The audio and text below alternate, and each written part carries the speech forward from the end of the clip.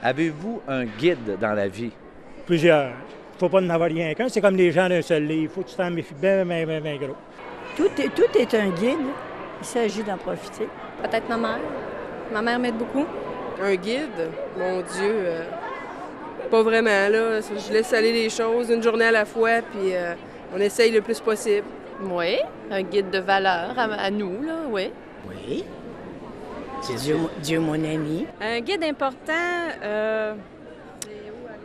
ben moi, je suis très croyante. Fait que c'est sûr que mon guide, moi, c'est ma croyance en Dieu.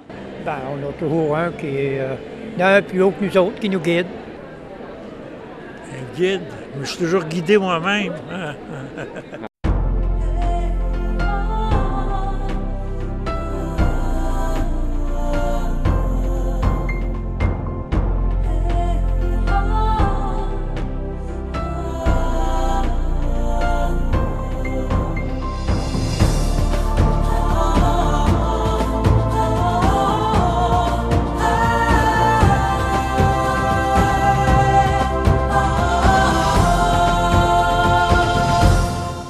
Mesdames, Messieurs, bonjour et re-bienvenue à l'émission L'heure de la bonne nouvelle. François, bonjour. Bonjour Jean-Pierre.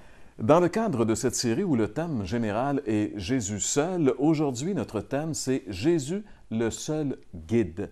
Et dans cette émission, justement, nous allons avoir plusieurs éléments, dont entre autres, François, Jean-Pierre, que tu vas nous conduire dans la chronique « Est-il bon de se confier en un homme ?»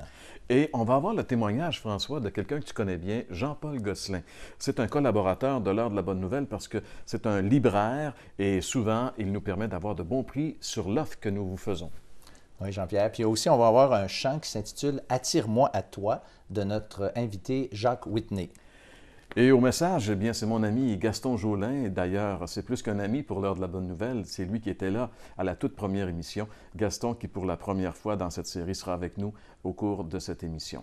François, en terminant rapidement sur le Vox Pop, c'était quand même assez varié sur cette question. C'était varié, mais Jean-Pierre, il y a deux façons de chercher la vérité, d'avoir un guide, de tâtonner ou d'accepter la révélation. Et ceux qui acceptent la révélation de la parole de Dieu, eux, peuvent vraiment dire qu'ils ont un guide sûr.